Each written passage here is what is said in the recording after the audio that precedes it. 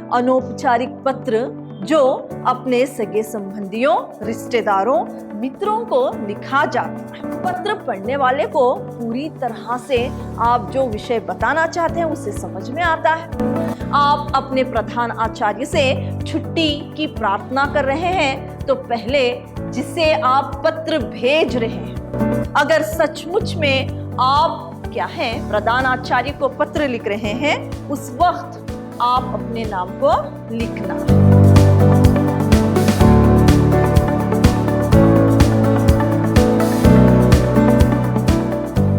प्रणाम, मैं Rihanna yes, अति उत्तम विद्याश्रम की हिंदी प्रवक्ता। मेरे द्वितीय पीयूसी के प्रिय विद्यार्थियों, आज मैं आपको पत्र लेखन के बारे में जानकारी दूंगी। मानव सामाजिक प्राणी है।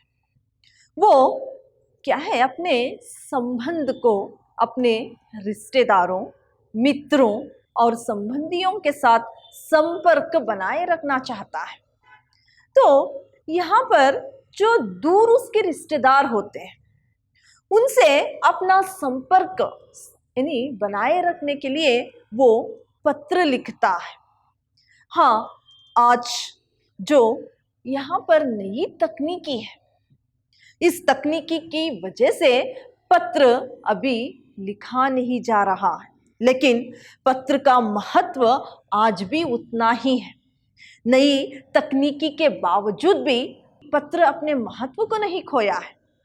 हाँ, लिखने का तरीका कुछ बदल गया है। पत्र लेखन ये कला भी है जो दो व्यक्तियों के विचारों को, भावनाओं को साहित्यिक तकनीकी में समेट कर प्रस्तुत करता है। पत्र के दो प्रकार हैं, एक अनौपचारिक पत्र, एक औपचारिक पत्र। अनौपचारिक पत्र, अंग्रेजी में इसको इनफॉर्मल लेटर कहते हैं। औपचारिक पत्र यानी फॉर्मल लेटर। तो यहाँ पर अनौपचारिक पत्र क्या है? अनौपचारिक पत्र जो अपने सगे संबंधियों, रिश्तेदारों, मित्रों को लिखा जाता है। औपचारिक पत्र जो है वो प्रधानाचार्य को और व्यापारियों, ग्राहकों और संपादकों को लिखा जाने वाला पत्र ही औपचारिक पत्र है। यहाँ पर कुछ पत्र लिखने से पहले कुछ बातों को अवश्य जान लेना चाहिए। यानी जब हम पत्र लिखते हैं तब पत्र की भाषा बहुत ही सरल होनी चाहिए और क्लिष्ट शब्दों का यहाँ पर प्रयोग नहीं करना चाहिए।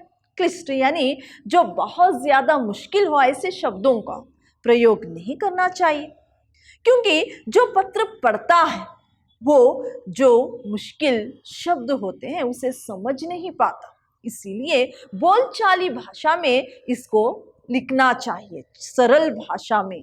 बोलचाली भाषा यानी जो आए दिन हम जिस भाषा का प्रयोग करते हैं, इस भाषा में पत्र लिखना चाहिए। और पत्र संक्षिप्त में लिखना चाहिए, यानी बहुत ज्यादा बढ़ा चढ़ा कर नहीं लिखना चाहिए। और पत्र लिखते वक्त इसका भी ध्यान देना चाहिए, जो भी आप पत्र जिसे लिख रहे हैं उसे जो आप 3-4 विचार बता रहे हैं तो छोटे छोटे अनुच्छेदों में ही लिखना चाहिए। फिर पत्र बहुत ही संक्षिप्त में होना चाहिए। ये सारी बातों को ध्यान में रखकर ही पत्र लिखना चाहिए। फिर यहाँ पर जो पत्र लिखते हैं वो किस प्रकार लिखें, इसके बारे में मैं आपको बताती हूँ। पहले तो पत्र कैसे शुरू किया जाता है। कोई भी पत्र क्यों ना हो, अनौपचारिक पत्र या औपचारिक पत्र, यानी पहले पत्र जो लिख रहा है उसको प्रेषक कहते हैं। उसका वहां पर पता लिखना चाहिए, उसके ठीक नीचे दिनांक, फिर जो पत्र लिखा जा रहा है उसका पता लिखना चाहिए, फिर विषय लिखना चाहिए जो बहुत संक्षिप्त में हो, विषय यानी सब्जेक्ट लिखनी चाहिए। फिर जिसको पत्र लिखा जा रहा है उसके लिए माननीय, मान्यवर, या आदरणीय इस तरह के कुछ शब्दों का प्रयोग करना चाहिए। फिर उसके बाद क्या है, विषय वस्तु को जो आप लिख रहे हैं उसे अनुच्छेदों में बांटकर लिखना चाहिए। जो 3-4 विषय आप बताना चाहते हैं तो पहले विषय के लिए एक छोटा सा अनुच्छेद, फिर और एक छोटा सा अनुच्छेद। इस तरह से लिखने से पत्र पढ़ने वाले को पूरी तरह से आप जो विषय बताना चाहते हैं उसे समझ में आता है। फिर अभिवादन पत्र के समाप्ति पर लिखना चाहिए। तो ये बातों को ध्यान में रखकर किस तरह से पत्र शुरू किया जाता है और किस तरह से उसका अंत करना चाहिए इसके बारे में बताया। मैं आपको अब क्या है, पत्र किस प्रकार लिखा जाता है उसका एक क्या है नमूना आपको बताती हूँ। एक प्रार्थना पत्र का जो है आपको यहाँ पर उदाहरण के तौर पर बताऊंगी किस तरह से अनौपचारिक पत्र किस तरह से लिखा जाता है। इन दोनों पत्रों के बारे में मैं आपको बताऊंगी। प्रार्थना पत्र, यहाँ पर किस तरह से प्रार्थना पत्र लिखा जाता है मैं आपको बताती हूँ। यानी आपकी परीक्षा में अगर इस तरह से एक प्रश्न पूछा जाए कि अपने विद्यालय के प्रधान आचार्य को पत्र लिखिए जिसमें बीमारी के कारण अवकाश लेने के लिए प्रार्थना की गई हो, तो पहले आपको किस तरह से यहाँ पर लिखना है मैं आपको बता देती हूँ। जो प्रीवियस वर्जन था यानी जो पहले का यानी ओल्ड वर्जन था, उस वक्त हम पहले यहाँ पर प्रेषक लिखते थे, यानी जो पत्र लिख रहा है उसका पता यानी यहाँ पर लिखा जाता।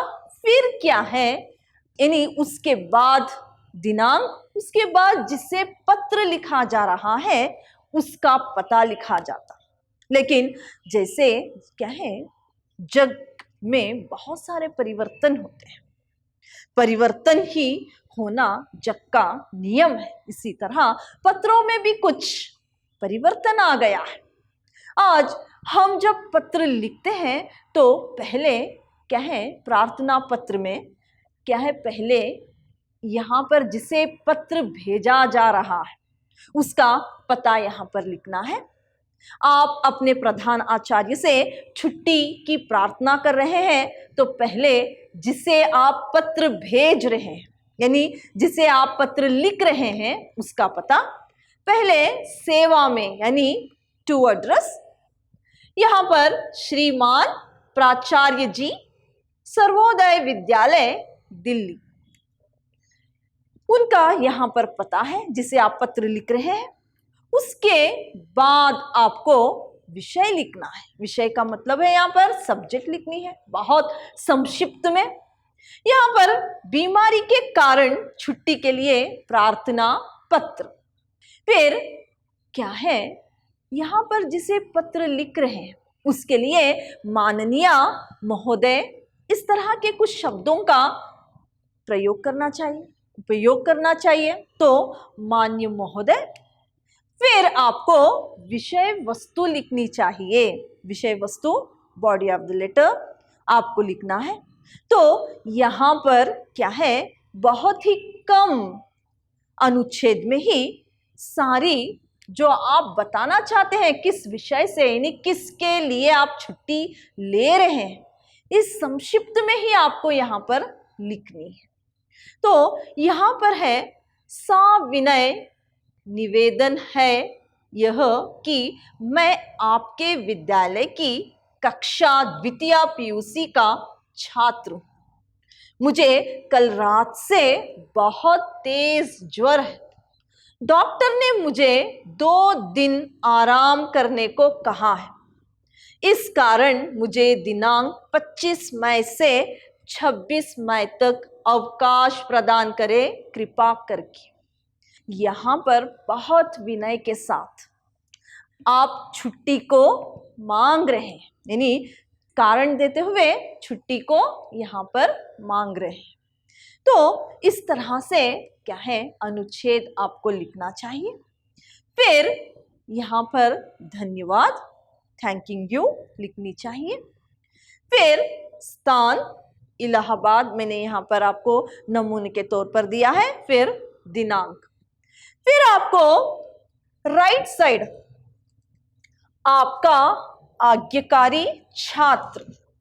ध्यान में रखिए, जब आप परीक्षा में कोई पत्र लिख रहे हैं तो आपको नीचे अबाका ही लिखना है, ना कि आपको वहां पर अपना नाम लिखनी है।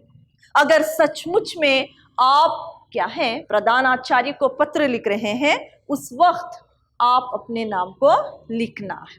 परीक्षा में जैसे आप अंग्रेजी में XYZ लिखते हैं, इस प्रकार यहाँ पर आबाका लिखना चाहिए। ये मैंने आपको बताया औपचारिक पत्र का एक नमूना, यानी एक एग्जाम्पल आपको यहाँ पर बताया। यानी अब मैं आपको अनौपचारिक पत्र किस प्रकार लिखा जाता है इसके बारे में जानकारी दूंगी। अनौपचारिक पत्र और औपचारिक पत्र में अंतर है, तो उसे अलग किस तरह से लिखना है मैंने अभी आपको औपचारिक पत्र के बारे में बताया। ये अनौपचारिक पत्र जैसे कि आप मित्र को लिखेंगे, अपने पिताजी को, अपने रिश्तेदारों को लिखेंगे, इसके अंतर्गत अनौपचारिक पत्र। यहाँ पर ध्यान में रखिए, परीक्षा में जब आपको पूछा जाएगा कि पिताजी से 500 रुपये परीक्षा शुल्क मांगने के लिए क्या है पत्र लिखिए, तो आप किस प्रकार यहाँ पर अनौपचारिक पत्र लिखेंगे इसके बारे में मैं आपको जानकारी दे रही हूँ।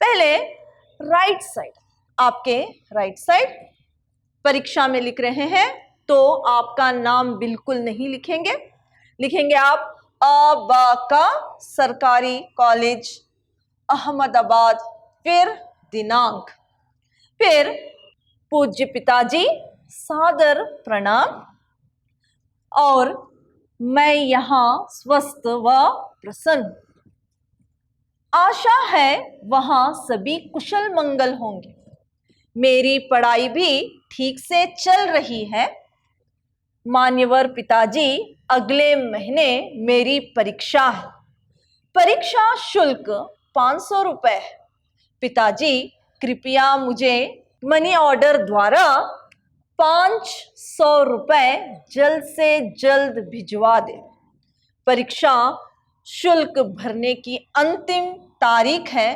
13/10/2018, कृपया मुझे पैसे भिजवा दें। इस तरह से आप विषय प्रवेश में लिखेंगे। फिर देखिए, एक पहले जो विषय था आपने एक अनुच्छेद में लिख लिया, जो मुख्य विषय था आपको 500 रुपये क्या है परीक्षा शुल्क के लिए चाहिए थे, अपने पिताजी को उसके बारे में बता दिया। फिर क्या है, फिर एक अनुच्छेद में प्रणाम कहिए और छोटे भाई को मेरा प्यार, इस तरह से यानी और भी कुछ आप लिखना चाहते हैं तो ये छोटे से अनुच्छेद को और भी आगे आप 2-3 लाइन लिख सकते हैं। फिर पाने वाले का पता, यानी इस जो ये पत्र जिसे आप भेज रहे हैं उसका पता आपको ये यहाँ पर लिखना है। फिर राइट साइड में आपका आज्ञाकारी पुत्र राम, यहाँ पर मैंने राम जी लिखा है, जो कि ये पत्र अगर सचमुच अपने पिताजी को लिख रहे हैं तो आपका नाम यहाँ पर लिखेंगे, नहीं तो आबा का ही आप परीक्षा में लिखेंगे। इस तरह से अनौपचारिक पत्र लिखने का नमूना है। मेरे प्रिय विद्यार्थियों, आज मैंने आपको पत्र किस प्रकार लिखा जाता है इसके बारे में जानकारी दी है। अगले सेशन में और कुछ आगे के जो भी आपका ग्रामर है उसके बारे में आपको मैं जानकारी दूंगी। धन्यवाद।